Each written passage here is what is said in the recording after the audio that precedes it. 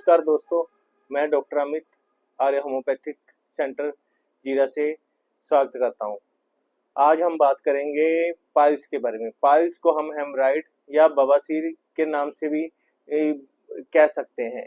ये पाइल्स क्या होती है दोस्तों?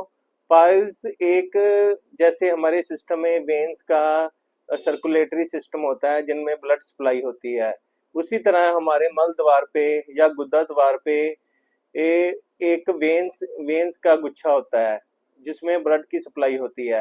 बट जब ये वेन्स में कुछ किसी कारण करके इन्फ्लेशन हो जाए या इन्फेक्शन हो जाए तो वो उनमें उभार आ जाता है, वो गुदा द्वार में उभार आ जाता है, जिससे थोड़े से ऐसे लगते हैं जैसे कुछ मस्से से बाहर आ गए हैं। ये हमेशा इन्फ्लामेशन या इन्फेक्शन करके होता है जो गुदा द्वार पे नसें होती हैं। और इसको दो पार्ट्स में डिवाइड कर सकते हैं। पहले होती है internal piles and external piles. Internal piles होती है दोस्तों, ये गुदा द्वार के 2-3 सेंटीमीटर अंदर होती है, और जो मस्से होते हैं 2-3 सेंटीमीटर गुदा द्वार के या रेक्टम के अंदर होते हैं, और इसमें ब्लीडिंग बहुत ज्यादा होती है। ये देखा गया है दोस्तों कि ये पेनलेस होती हैं और इनमें पेन नहीं होती। और नंबर 2 है एक्सटर्नल पाइल। एक्सटर्नल पाइल दोस्तों, ये गुदा द्वार रेक्टम के ऊपर होती है और ये पेनफुल होती हैं।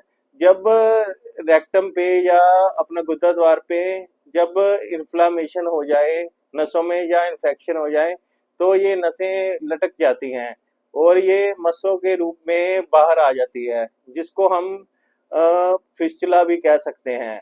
और इसके क्या कारण है दोस्तों? इसके कई कारण हैं। इसका सबसे बड़ा कारण है कॉन्स्टिपेशन या कब्जी, जो एक ये बड़ा कारण है। जब हमें कब्ज हो जाती है तो मल द्वार पर बल लगता है, और जब स्टूल का मल द्वार पर बल लगता है तो इनमें इन्फ्लामेशन आ जाती है या सूजन आ जाती है नसों में, तो इसके करके भी ये मस्से बन जाते हैं। नंबर 2, इसका रीजन है फैमिली हिस्ट्री।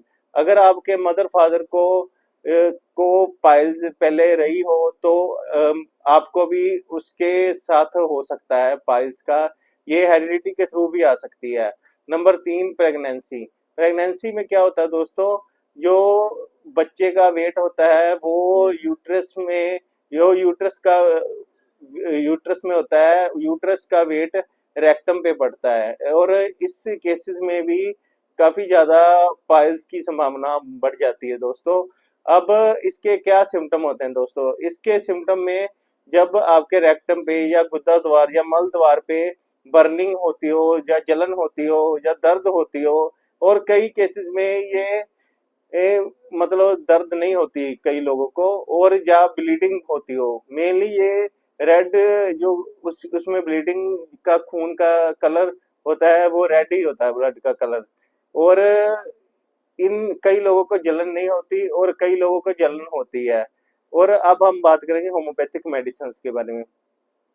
होम्योपैथिक मेडिसिन में सबसे अच्छी मेडिसिन है कल्केरिया फ्लोर 6x।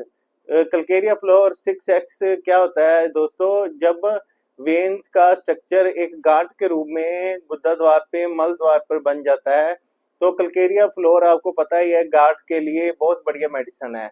और कल्केरिया फ्लोर क्या काम करती है? ये जो मस्से होते हैं, ये जो सूजन होती है, इनको कम करती है और ये बहुत बढ़िया काम करती है। इसकी 2-2 या 3-3 गोली सुबह शाम लेनी चाहिए 2 या 3 महीने तक।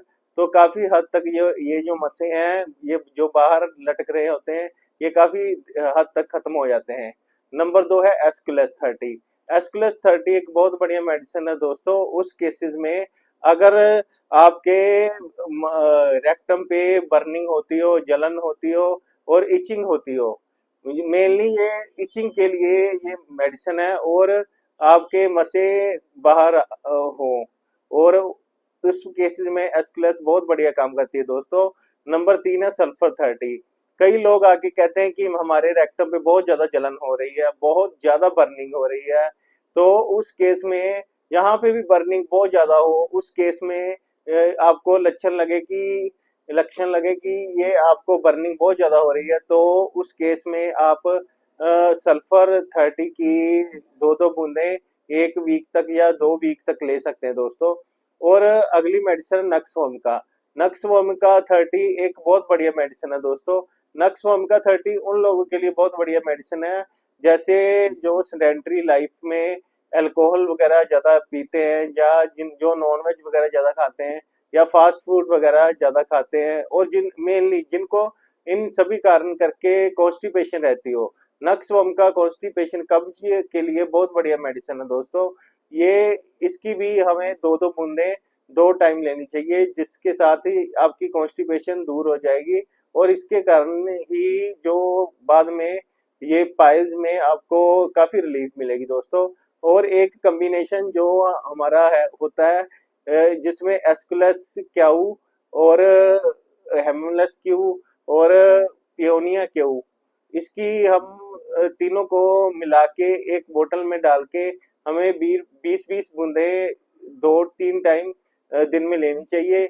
इसके ये उन केसेस में काम करती है दोस्तों, जैसे इंटरनल पाइल में, जैसे कि इंटरनल ब्लीडिंग होती है और ये पेनलेस होती है।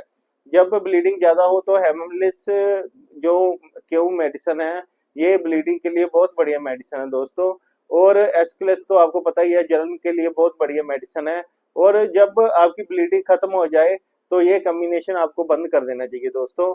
और अगर दोस्तों आपको मेरी वीडियो अच्छी लगी हो, प्लीज लाइक, शेयर, सब्सक्राइब और बेल वाला बटन जरूर दबाना दोस्तों। थैंक यू दोस्तों।